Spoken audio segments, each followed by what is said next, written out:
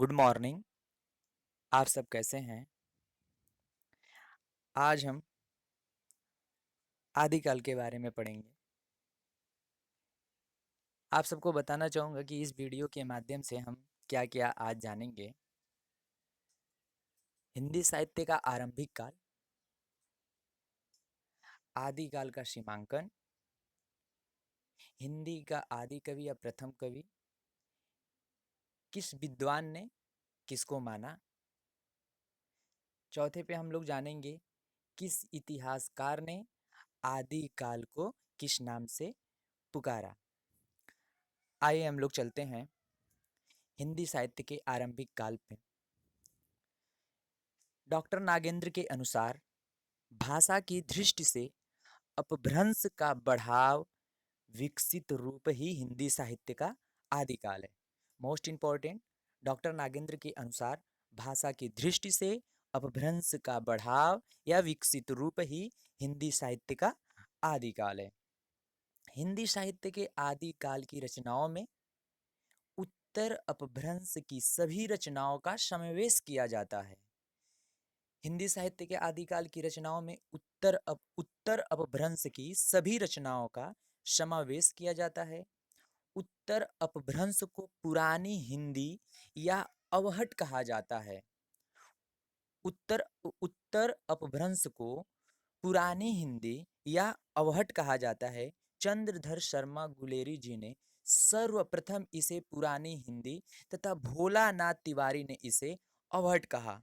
Most important है, ये आप भूलिएगा मत, इसको नोट डाउन कर लीजिएगा। चंद्रधर शर्मा गुलेरी जी ने सर्वप्रथम इसे पुरानी हिंदी तथा भोलानाथ तिवारी ने इसे अवहट कहा। आचार्य हजारी प्रसाद द्विवेदी जी ने आदिकाल को अत्यधिक विरोधों एवं व्याघातों का युग कहा। आते हैं हमारे आचार्य रामचंद्र शुक्ल जी। आचार्य रामचंद्र शुक्ल ने पुरानी हिंदी को प्राकृताभास कहा। आचार्य रामचंद्र शुक्ल जी ने पुरानी हिंदी को प्राकृताभास नाम से पुकारा। आचार्य शुक्ल के अनुसार आदिकाल का समय आचार्य शुक्ल के अनुसार आदिकाल का समय महाराज भोज के समय से लेकर हमीर देव के समय से कुछ पीछे तक माना जाता है। डॉक्टर नागेंद्र के अनुसार आदिकाल का समस्त हिंदी साहित्य आक्रमण और युद्ध के प्रभावों की मन स्थितियों का प्रतिफलन है।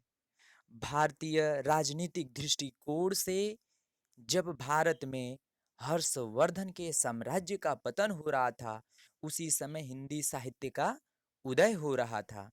इसके बाद हम सब आदिकाल का सीमांकन, इतिहासकार, प्रारंभिक सीमा, अंतिम सीमा।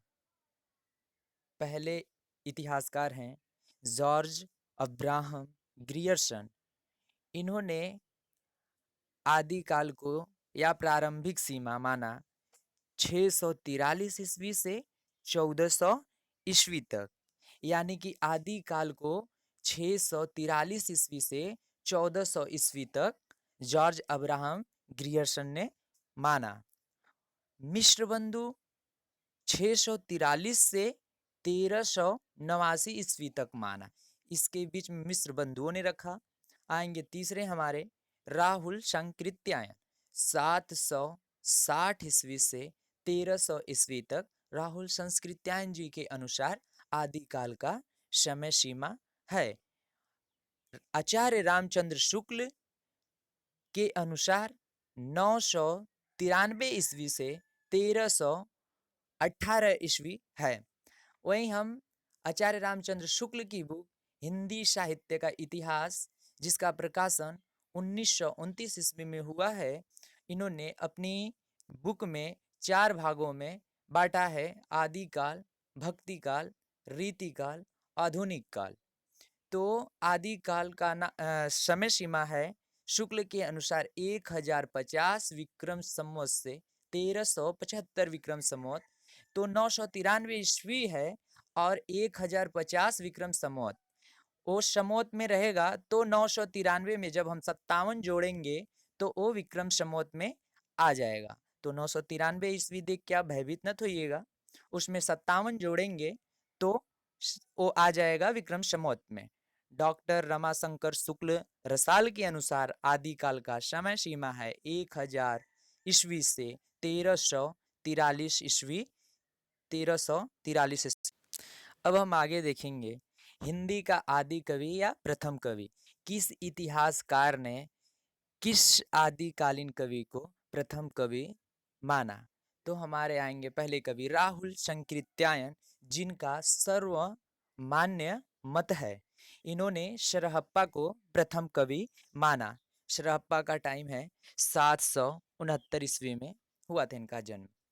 दूसरे ही आएंगे गणपति चंद्र गुप्त, इन्होंने शालिभद्र सूरी को प्रथम कवि माना।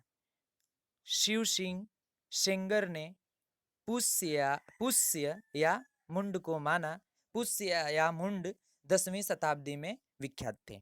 राम कुमार वर्मा ये स्वयंभू को प्रथम कवि माना। राम कुमार वर्मा स्वयंभू को प्रथम कवि मानते हैं। अपभ्रंश के प्रथम कवि स्वयंभू को कहा जाता है। हजारी प्रसाद द्विवेदी जी अब्दुल रहमान को प्रथम कवि मानते हैं। ये अब्दुल रहमान 13वीं शताब्दी में विख्यात थे। वहीं आते हैं हमारे बच्चन सिंह विद्यापति को प्रथम कवि मानते हैं। विद्यापति का टाइम है 15वीं शताब्दी। चंद्रधर शर्मा गुलेरी राजा मुंज को प्रथम कवि मानते हैं। राजा मुंज का टाइम है 1393 ईस्वी। आचार्य रामचंद्र शुक्ल राजा मुंज व भोज को मानते हैं। इनका भी टाइम है 993 ईस्वी। अब हम आगे देखेंगे इतिहासकार आदिकाल का नामकरण। किस इतिहासकार ने आदिकाल को किस नाम से पुकारा? आचार्य हजारी प्रसाद द्विवेदी का सर्वमान्य मत है। आचार्य हजारी प्रसाद द्विवेदी जी आदिकाल को आदिकाल का नाम दिया। अब याद कैसे करेंगे आचार्य हजारी प्रसाद द्विवेदी का आदिकाल? यहाँ से कर लेंगे हजार आदि यानी आदिकाल। हजार आदि आदिकाल हजारी प्रसाद द्विवेदी। दूसरे आएंगे आचार्य रामचंद्र शुक्ल जी बोलते हैं आदिकाल को वीरगाथा काल।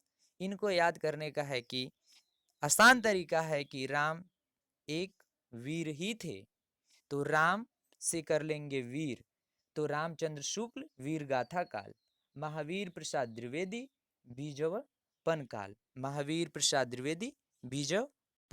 अब महावीर प्रसाद द्विवेदी को कैसे याद करेंगे? जैसा कि जानते हैं जैन साहित्य में 24वें तीर्थंकर थे महावीर स्वामी। तो महावीर स्वामी जहाँ भी गए होंगे तो वहाँ पे बीज बोने का ही काम किए होंगे। तो जब बीज बोए होंगे तो सब लोग उनकी तरफ एक्टिव हुए होंगे, उनके पास आए होंगे, संस्था से जुड़ने का काम किए होंगे। तो उससे कर लेंगे, याद कर लेंगे कि महावीर प्रसाद द्विवेदी बीजवपन काल। डॉक्टर राम कुमार वर्मा संधि काल और चारण काल। अब इनको याद कैसे करेंगे? राम कुमार वर्मा, राम और कुमार दो मित्र हैं, या राम एक भगवान है और कुमार एक इंसान है। तो राम जीतते हैं और कुमार हार जाता है। तो राम से कुमार संधि करता है और राम के चरणों में जा गिरता है। तो डॉक्टर राम कुमार वर्मा संधि काल और चारण काल। राहुल संकृत्यायन ने सिद्ध सामंत काल कहकर पुकारा आदिकाल को। इनको याद करेंगे। राहुल संकृत्यायन ने पहला कवि शरहप्पा को माना, जो कि शरहप्पा एक सिद्ध थे।